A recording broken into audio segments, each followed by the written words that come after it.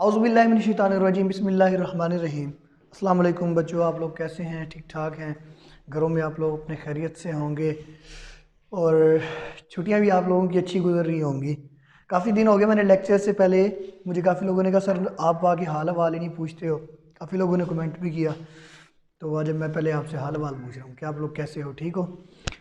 अल्लाह पाक आप लोगों को सलामत रखे, तरक्की दे, कामयाबी दे। बहरहाल अब हम आते हैं अपने आज के टॉपिक की तरफ। आज का जो हमारा टॉपिक है वो है 2 and 5 किंगडम क्लासिफिकेशन सिस्टम। सबसे पहले तो बच्चों हम कल वाली एक बात को रिपीट कर लेते हैं कि क्लासिफिकेशन सिस्टम बनाया क्यों गया था? क्लासिफिकेशन के जो है वो मकासद क्या थे? क्लासिफिकेशन के जी मकासद क्या थे, एम्स क्या थे? तो क्लासिफिकेशन के बच्चे मकासद ये थे कि क्लासिफिकेशन जो है जानदारों की इर्तकाई तारीख का पता लगाती थी।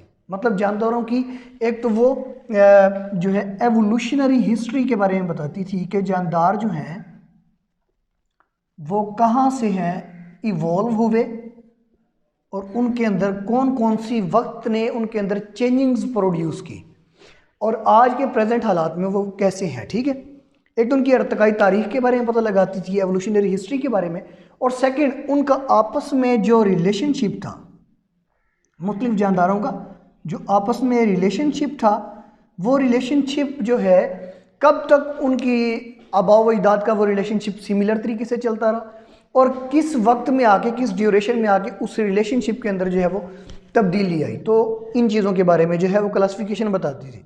बाकी हमने जो डेफिनेशन की थी वो ये की थी कि क्लासिफिकेशन जो है वो जानदारों को ऑर्गेनिजम्स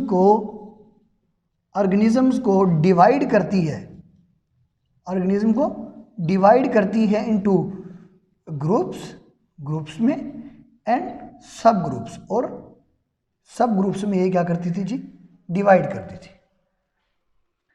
अब बच्चों जब जानदार जो हैं इनको डिवाइड किया गया ग्रुप्स में और सब ग्रुप्स में, तो उसके बाद क्या हुआ? उसके बाद ये हुआ कि जानदारों के लिए फिर किंगडम्स बनाए गए, और जो फर्स्ट टाइम किंगडम बना था वो बना था जी 2 kingdom classification system. 2 kingdom classification system, ये वो पहला सिस्टम था जो जानदारों में मुतारिफ करवाया गया था। And according to this system, इस सिस्टम के मुताबिक वो ये सिस्टम ये कहता था कि इस दुनिया में जो है जानदारों की सिर्फ 2 टाइप्स ही पाई जाती हैं, या तो वो होते हैं एनिमल्स आप लोगों के पास, या वो होते हैं प्लांट्स। एनिमल्स या प्लांट्स, ये 2 टाइप्स के बस वो कहता था कि जानदार पाए जाते हैं इस दुनिया में।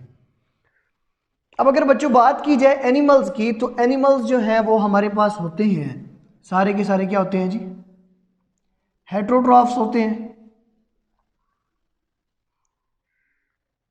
हेट्रोट्रॉफ्स होते हैं, और प्लांट्स क्या होते हैं, ऑटोट्रॉफ्स होते हैं। अब इस टर्म में, इन दोनों टर्म में क्या डिफरेंस है कि ऑटोट्रॉफ क्या है, हेट्रोट्रॉफ क्या है? तो बच्चों ऑटोट्रॉफ के आपको मीनिंग से लग रहा होगा कि ये 2 अल्फाज से मिलकर बना है, ऑटो से एंड ट्रॉफ से। ऑटो का मतलब होता है ऑटोमेटिकली, जो काम खुद ब खुद सरंजाम दिया जाए उसको ऑटोमेटिकली कहते हैं, ऑटो कहते हैं। और ट्रॉफिक लेवल वो लेवल होता है जिसका ताल्लुक जो है फूड चेन के साथ होता है। जिसका ताल्लुक किससे होता है जी, फूड चेन के साथ जिस लेवल का ताल्लुक हो उसे ट्रॉफिक लेवल या ट्रॉफ्स बोलते हैं। अब वो कहते हैं वो जानदार जो खुद ब खुद ऑटोमेटिकली अपनी फूड चेन को कंटिन्यू करते हैं with the help of different purposes या डिफरेंट मेथड्स, जो मुख्तलिफ मेथड के जरिए से अपनी फूड चेन को कंटिन्यू रखते हैं, उनको ऑटोट्रॉफ्स बोलते हैं। जैसा कि प्लांट्स है आप लोगों के पास, तो प्लांट्स एक प्रोसेस करते हैं जिसे आप लोग फोटोसिंथेसिस का प्रोसेस बोलते हो। क्या बोलते हो जी, फोटोसिंथेसिस का प्रोसेस बोलते हो। तो जानदारों में इस फोटोसिंथेसिस के प्रोसेस वो कैसे होता है कि दिन टाइम में कार्बन डाइऑक्साइड एंड वाटर और met in the presence of chlorophyll, ये क्लोरोफिल की मौजूदगी में मिलते हैं, and in the presence of light, सूरज की रोशनी की मौजूदगी में मिलते हैं कार्बन डाइऑक्साइड प्लस वाटर, और ये बनाते क्या है C6H12O6, और इसको हम क्या बोलते हैं, इसको हम ग्लूकोज बोलते हैं। क्या बोलते हैं भाई, ग्लूकोज बोलते हैं। कि मतलब प्लांट्स को हम ऑटोट्रॉफ इसलिए कहते हैं क्योंकि plants makes their own food, ये अपनी फूड खुद बनाते हैं with the help of process photosynthesis, photosynthesis के प्रोसेस की मदद से। और फोटोसिंथेसिस का प्रोसेस क्या है कि carbon dioxide combines with molecule of water, carbon dioxide और वाटर के मॉलिक्यूल मिलते हैं in the presence of chlorophyll and sunlight, सूरज की रोशनी की मौजूदगी में, क्लोरोफिल की मौजूदगी में, और बनाते क्या है C6H12O6 प्लस यहाँ पे जो है O2 ऑक्सीजन की कुछ मिकदार भी खारिज होती है।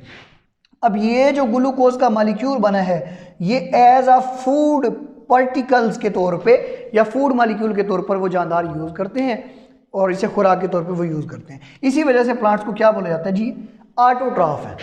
नेक्स्ट बात अगर की जाए तो प्लांट्स की जो बच्चों सेल वॉल होती है वो बनी होती है किसकी जी, किसकी बनी होती है, सेलुलोज की। किसकी बनी होती है जी, सेलुलोज की। और सेलुलोज टाइप है किसकी टाइप है जी, कार्बोहाइड्रेट्स की। और कार्बोहाइड्रेट्स में से ये पॉलीसेकेराइड की टाइप है। सेलुलोज किसकी टाइप है, कार्बोहाइड्रेट की। और कार्बोहाइड्रेट्स में से पॉलीसेकेराइड की टाइप है। Polysaccharide, what are polysaccharides, when more than one monosaccharides combines they form polysaccharide and cellulose is example of polysaccharide unit। और ये सेल वॉल, प्लांट्स की सेल वॉल बनाने का काम करती है। ये सारी की सारी जो बातें थी ये किंगडम प्लांटी से रिलेटेड थी। किससे रिलेटेड थी जी, किंगडम प्लांटी से। अब अगर टू किंगडम क्लासिफिकेशन सिस्टम में सेकंड बात की जाए एनिमल्स की, तो एनिमिलिया, इनका जो किंगडम बनता था उसे हम बोलते थे एनिमिलिया। क्या बोलते थे जी, एनिमिलिया। अब किंगडम एनिमिलिया के अंदर यह था कि एनिमल्स, जानदार वो जानदार थे जो अपनी खुराक खुद तैयार नहीं कर सकते, and animals are dependent on other organism, ये दूसरे जानदारों पर डिपेंड करते हैं फॉर देयर फूड रिसोर्सेज, अपनी फूड के रिसोर्सेज के लिए। इसलिए इन्हें हम क्या बोलते थे, हेटेरोट्रॉफ्स, और इनके किंगडम को हम एनिमिलिया, किंगडम एनिमिलिया बोलते थे। अब जो ये मुख्तलिफ हो सकते थे, ये एब्जॉर्बर भी हो सकते थे, ये डिकम्पोजर भी हो सकते थे, और ये जो है दूसरे जानदारों से खुराक को इंगल्फ करके भी हासिल करते थे, एब्जॉर्ब करके भी हासिल करते थे। जानदारों को जो है कंज्यूमर के तौर पे भी हो सकते थे, डिकम्पोजर के तौर पे भी हो सकते थे, जिस भी ये टर्म के तौर पे होते थे। इसी वजह से इनको क्या बोला जाता था जी, ये हेटेरोट्रॉफ्स, अपनी खुराक को तैयार नहीं कर सकते। और इनकी एग्जाम्पल क्या थी जी, एनिमेलिया। इनकी एग्जाम्पल क्या थी, एनिमेलिया। प्लांट्स में सेल वॉल होती थी और एनिमल्स की होती है आउटर स्किन, और उसको फिर वो डर्मल लेयर और एपिडर्मल लेयर वो उसको बनाती हैं। अब बच्चों मसला कहाँ पे आके क्रिएट हुआ, मसला जो है जब क्रिएट हुआ तो मसला इसलिए क्रिएट हुआ कि एक थर्ड जानदार, एक थर्ड ऑर्गेनिज्म आ गया जिसने आगे जो है प्रॉब्लम क्रिएट किया, और उस थर्ड ऑर्गेनिज्म का नाम था यूग्लिना। क्या नाम था जी, यूग्लिना। ये यूग्लिना वो जानदार था बच्चों जिसके अंदर जिसके अंदर दोनों एनिमल्स की भी और प्लांट्स की दोनों की कैरेक्टरिस्टिक पाई जाती थी, having characteristic of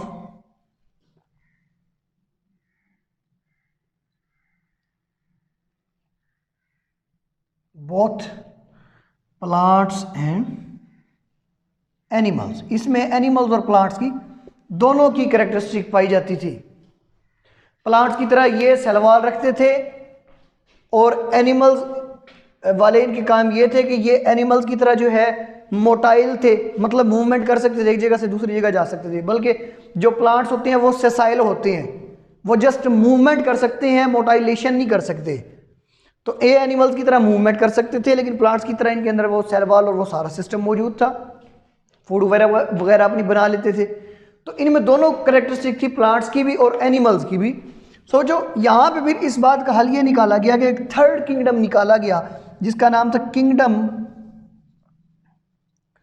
protista. Kingdom protista. इस किंगडम प्रोटिस्टा में फिर इस यूग्लिना की एडजस्टमेंट बनाई गई ताकि तमाम के तमाम तजादात से, तमाम के तमाम जो है मुशाबिहात से बचा जा सके। इसके लिए एक थर्ड किंगडम बना दिया गया, किंगडम यूग्लिना के लिए उसको किंगडम प्रोटिस्टा का नाम दे दिया गया। अब जो इसके बाद नेक्स्ट फिर आ गया फंजाई।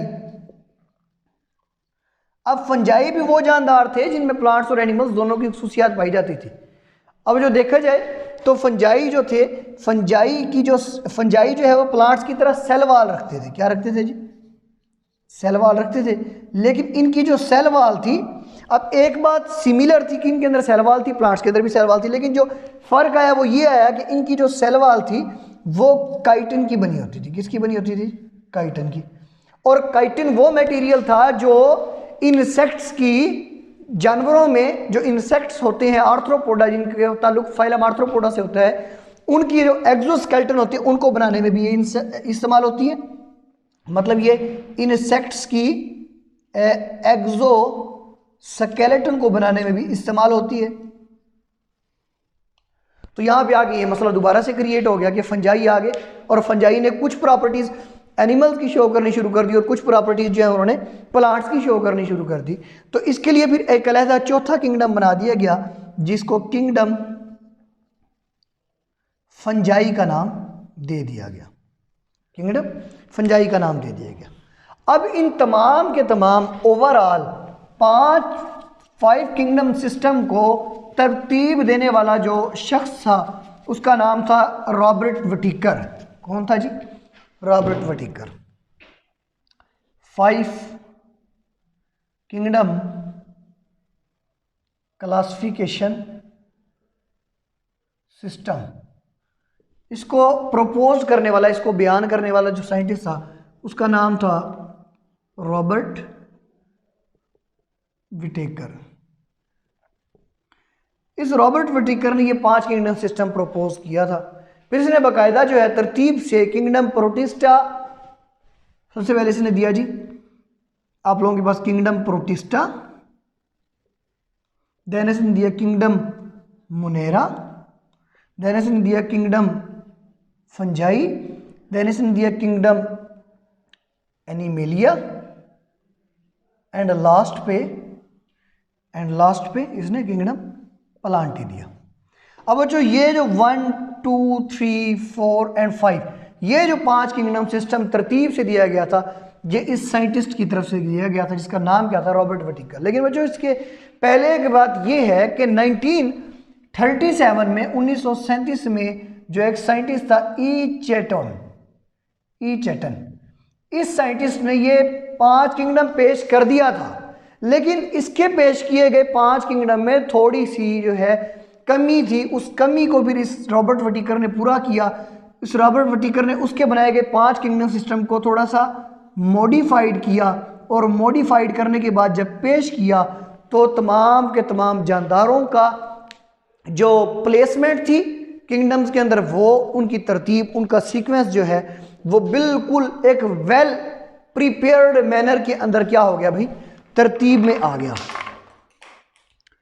अब जो उसके बाद वो ये कहते हैं कि जो जानदार हैं जितने भी हैं वो जो काम कर सकते हैं उनमें वो फोटोसिंथेसिस कर सकते हैं, एब्जॉर्प्शन कर सकते हैं, इंजेक्शन कर सकते हैं। अब फोटोसिंथेसिस कौन करते हैं जी? फोटोसिंथेसिस आप लोगों के पास प्लांट्स करते हैं। और अगर बात की जाए एनिमल्स की तो एनिमल्स मुख्तलिफ तरह की हैं, कुछ एब्जॉर्प्शन वाले हैं, कुछ इंजेक्शन वाले हैं। इंजेक्शन वाले जैसे ह्यूमन बींग्स हैं वो फूड को इंजेस्ट करते हैं, बाकायदा पूरे का पूरा एक डाइजेस्टिव सिस्टम है, इंजेस्ट करेंगे, फूड को अंदर लेके जाएंगे, उसकी ब्रेक डाउन करेंगे, छोटे छोटे पार्टिकल्स में तोड़ेंगे मैदे के अंदर, फिर उसके अंदर स्टमक के अंदर जाके उस फूड के अंदर मुख्तलिफ केमिकल रिएक्शंस होंगे, एंजाइम सेक्रीट होंगे, पेप्सिन, पेप्सिनोजिन वगैरह। उसके बाद फिर वो स्मॉल इंटेस्टाइन में जाएगी, लार्ज इंटेस्टाइन में जाएगी, फिर वो ब्लड का हिस्सा बनेगी और बाकी जो वेस्टफुल मटेरियल होगा उसको किडनी के जरिए से और यूरिनरी ब्लैडर और एनस के जरिए से बाहर खारिज कर दिया जाएगा। ये एक प्रॉपर जो है एक वे है जिस वे को हम बोलते हैं इंजेक्शन। लेकिन प्लांट्स के अंदर होती है फोटोसिंथेसिस, फोटोसिंथेसिस के जरिए से खुराक को बनाया जाता है। और बच्चों जब दिन में फोटोसिंथेसिस पीक पे पहुंच जाती है तो रात टाइम में उसी का उल्ट प्रोसेस किया जाता है जिसको आप रिस्पायरेशन का नाम लेते हो। रिस्पायरेशन में वही ग्लूकोज टूटती है और दोबारा कार्बन डाइऑक्साइड और वाटर में चेंज हो जाती है और इस तरह पूरे का पूरा जो है उनका प्लांट्स का होम्योस्टेसिस क्या हो जाता है जी? मेंटेन हो जाता है। तो ये बच्चों जो है हमारे पास जो था 5 किंगडम क्लासिफिकेशन सिस्टम था। तो इसको आपने ज़रा अच्छे तरीके से करना है। इंशाल्लाह ताला नेक्स्ट हम जो है फिर वायरसेस के बारे में पढ़ेंगे और वायरसेस में जो सबसे अच्छे जो लॉन्ग क्वेश्चन है बैक्टीरियोफेज वायरस, उसके बारे में इंशाल्लाह ताला स्टडी करेंगे। बाकी अच्छे से आप लोग पढ़ा करें, अच्छे से तैयारी किया करें, जो आपको थोड़ा बहुत हम पढ़ाते हैं, जितना भी हमसे हो सकता है पॉसिबल पढ़ाते हैं, उसको अच्छे से याद किया करें। कोई क्वेश्चन हो तो वो पूछा करें। आपके व्हाट्सएप ग्रुप भी बना हुआ है, फेसबुक पे भी अपलोड, इस पे यूट्यूब पे भी हम अपलोड करते हैं, तो उसमें भी कमेंट में पूछ लिया करें। नो इशू, इंशाल्लाह ताला हम जवाब देंगे। बाकी मेहनत करें, अल्लाह पाक आप लोगों को कामयाब करे।